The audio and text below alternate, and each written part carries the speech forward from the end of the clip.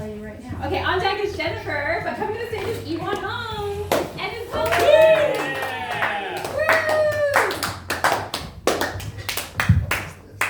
Say hello to my little friend. Hi, I'm Iwana. I was born and raised in LA. I grew up mostly in Pasadena, but I come to LA, on the weekends and stuff to help out my parents and all that. Like, you ever go to some liquor store or whatever and you see some Asian kid in the back doing homework, That was me. It was weird, I had to translate for my parents sometimes, which is kind of weird, right? Because, they're the parents, right? Like, hey, Mom, this policeman says he's going to give you a ticket for driving too slow on the freeway. Yeah, he says you got to go faster than 35.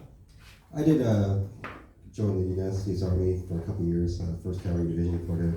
It was pretty cool, It was weird being the only Asian person there, Because every day people were just looking at me like, are we supposed to shoot this guy? It's pretty cool being in the Army. You get some good benefits.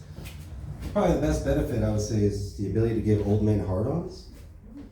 Yeah, like old men, they love hearing Army stories, I guess because it makes them feel younger or, gives them hope for the future or something. But it doesn't matter what race they are. Like, if I meet some old man at a park or something and I start telling them Army stories, something will come all over me. Yeah, I was talking to this other guy the other day. He told me he's Persian. I was like, you're Persian? From Persia?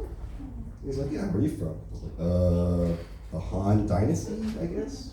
What are you doing here? You guys ever get hit by your parents?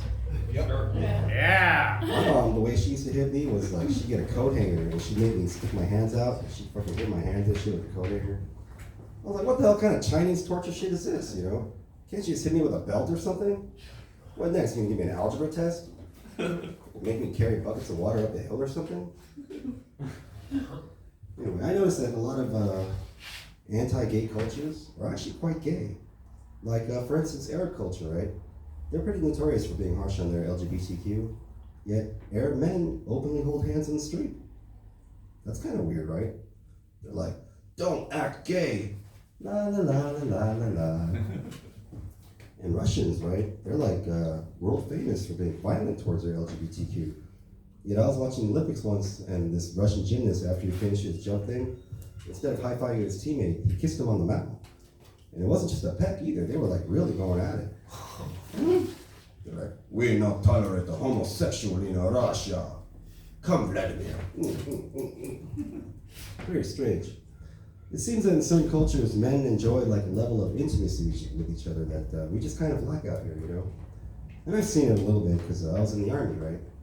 Well, the Army's very anti-gay because it's so gay. Yeah, like you're constantly like forced in situations where you're like surrounded by other men and you're either like totally naked or mostly naked, Like the shower is a perfect example, right?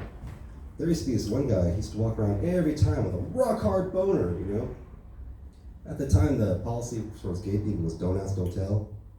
Nobody had to ask this guy if he was gay or not. Knocking over shampoo bottles and shit.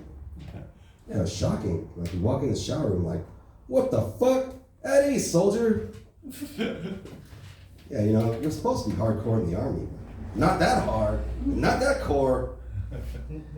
Yeah, you guys watched the Oscars a couple weeks ago? Woo! Yeah, that's pretty cool, right? Yeah, I was watching it and I was like getting excited. I was like, hey, look, they're bringing back the Mummy. But then I was like, oh no, that's just Al Pacino. Let's see. All right, this is a new joke. I'll try this one again. Yeah, I was watching a World War II documentary. And then it seems like the English soldiers, like the whole time, they were like complaining about the American soldiers, like taking the women and stuff. They even had a saying. It was like, the problem with the Yanks is that they're overpaid, oversexed, and overhealed. And they'd be all laughing, like, ho, ho, ho, ho. It's like, yeah, would you prefer the Nazis, you ungrateful motherfuckers? Yeah, I got a bad haircut the other day. It was really bad, You ever get a haircut so bad that people start treating you differently? Yeah, like, this guy must have Down syndrome or something. Look at that thing. I had a waitress at Denny's trying to tie a bib around my neck.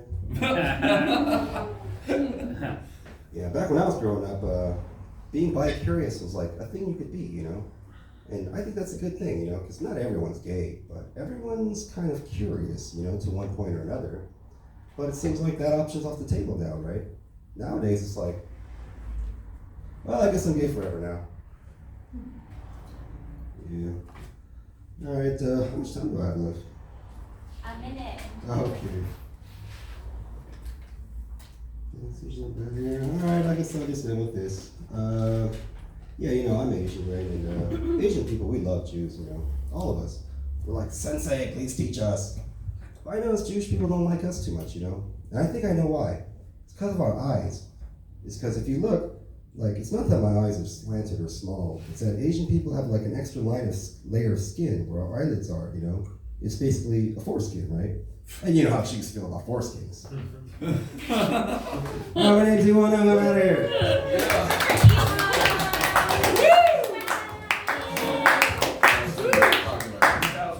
Iwan, I didn't have to join the army to be able to get old man hard on. On deck is Charlie L, but coming to the stage is Jennifer.